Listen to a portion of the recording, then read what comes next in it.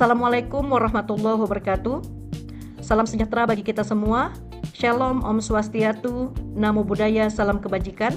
Selamat datang di podcast Dialog Kebangsaan dengan tema Visualisasi Bangsa, Bangga Berbangsa dan Bernegara Indonesia.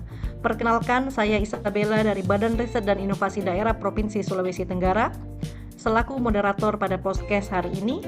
Podcast ini bertujuan untuk meningkatkan pemahaman dan kesadaran kita sebagai warga negara, khususnya ASN, dalam mengaktualisasikan nilai-nilai sikap perilaku bela negara. Hari ini telah hadir 4 narasumber kita. Yang pertama, Isdar Fadia Esmat, analis keuangan pusat dan daerah, ahli pertama dari Dinas Sosial Pemprov Sulawesi Tenggara, yang akan membahas wawasan kebangsaan. Yang kedua, Eko Ifrianto ST, pengawas transportasi darat dari Dinas Perhubungan Pemprov Sulawesi Tenggara, yang akan membahas nilai-nilai bela negara. Nur Ainun Jurdilah, SPI, pengelola produksi perikanan tangkap ahli pertama dari Dinas Kelautan dan Perikanan Pemprov Sulawesi Tenggara, yang akan membahas isu kontemporer. Dan yang terakhir, Muhammad Fatwa Sarabitu, SAP, analis sumber daya manusia aparatur ahli pertama dari Dinas Perkebunan dan Hortikultura Pemprov Sulawesi Tenggara, yang akan membahas kesiapsiagaan bela negara. Baik, kita mulai dengan pertanyaan dasar. Apa sebenarnya wawasan kebangsaan itu? Dan mengapa penting bagi bangsa Indonesia? Saya persilakan narasumber pertama, Ibu Isdar Fadia Esmat, untuk menyampaikan pendapatnya. Terima kasih atas kesempatan yang diberikan. Berbicara mengenai wawasan kebangsaan, pada dasarnya wawasan kebangsaan adalah cara pandang suatu bangsa dalam mengelola kehidupan berbangsa dan bernegara yang dilandasi oleh jati diri bangsa dan kesadaran nasional, serta yang bersumber dari Pancasila, Undang-Undang Dasar 1945, NKRI, dan Bhinneka Tunggal Ika. Kenapa sih kita harus perlu mengetahui wawasan kebangsaan? Karena kita ketahui negara kita memiliki berbagai keragaman suku, budaya, agama, maupun bahasa. Untuk itu, wawasan kebangsaan digunakan sebagai perekat persatuan bangsa sekaligus menjadi landasan dalam menjaga keutuhan wilayah.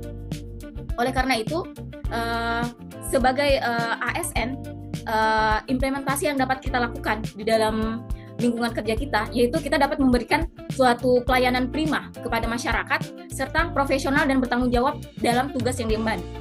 Oleh karena itu, dengan memahami dan menerapkan wawasan kebangsaan, kita tidak hanya menjaga persatuan, tetapi juga berkontribusi dalam mewujudkan suatu cita-cita nasional Indonesia.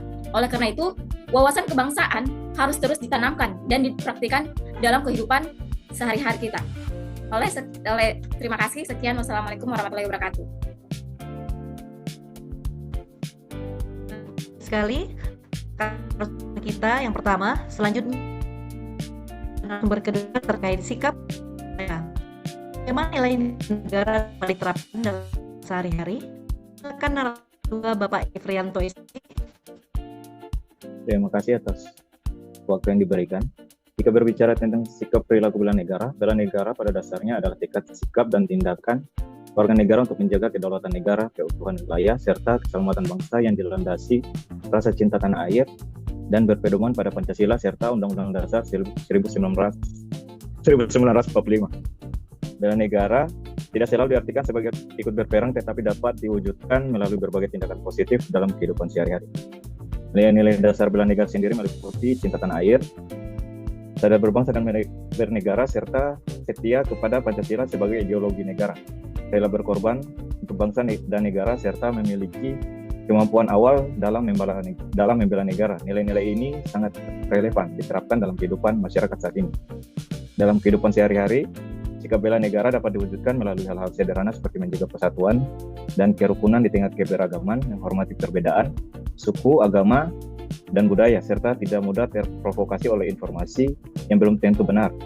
Selain itu, bela negara juga dapat ditunjukkan dengan menaati aturan hukum, menjaga lingkungan, serta berkontribusi positif dalam pembangunan masyarakat.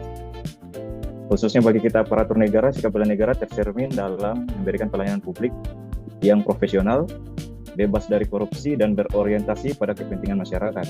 Dengan menerapkan nilai bela negara dalam kehidupan sehari-hari, kita turut menjaga ketahanan ketahanan bangsa, serta memperkuat persatuan nasional. Oleh karena itu, bela negara bukan hanya kewajiban pemerintah atau aparat keamanan, tetapi merupakan tanggung jawab seluruh warga negara Indonesia. Mungkin itu saja dari saya. Saya kembali kepada moderator. Baik, terima kasih Bapak Eko. Kita lanjut ke materi berikutnya. Saat ini kita menghadapi banyak tantangan global. Saya ingin bertanya kepada narasumber ketiga, bagaimana isu kontemporer mempengaruhi ketahanan bangsa? Saya persilakan Ibu Nur Ainun Jurdila, SPI, untuk menyampaikan. Baik, terima kasih moderator. Membahas tentang isu kontemporer.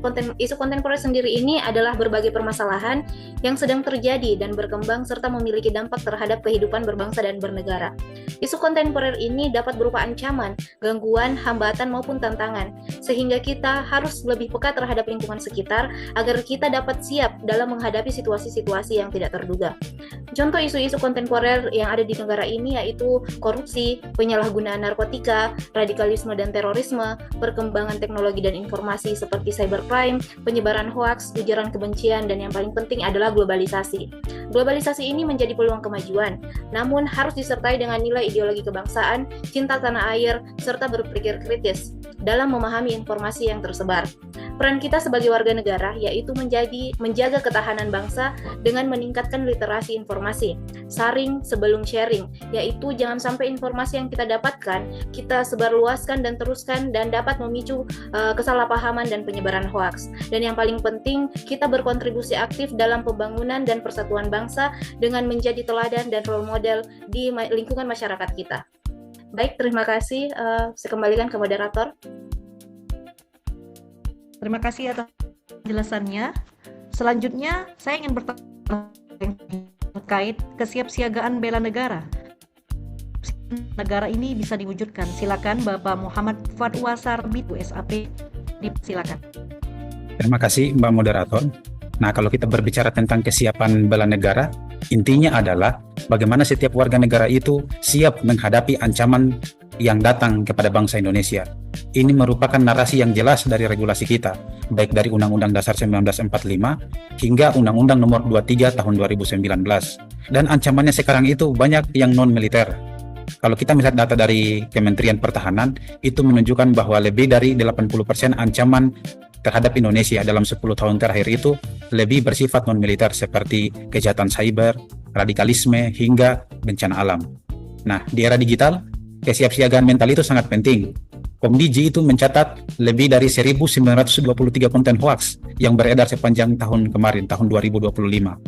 Nah, kalau masyarakat tidak punya kemampuan untuk menyaring informasi, kita akan mudah terpecah. Belum lagi laporan Badan Cyber dan Sandi Negara tahun 2025 yang menunjukkan kenaikan serangan cyber sebesar 60%, yang artinya ruang digital kita semakin rentan. Itu berdampak pada turunnya indeks keamanan cyber kita yang anjlok ke posisi 84 dari 136 negara tahun 2025. Kesiapsiagaan ini juga berarti harus siap secara fisik. Negara butuh warga negara yang sehat dan produktif, apalagi untuk pelayanan publik. Sementara itu, dari sisi sosial, gotong royong adalah kekuatan besar kita sebagai warga negara Indonesia.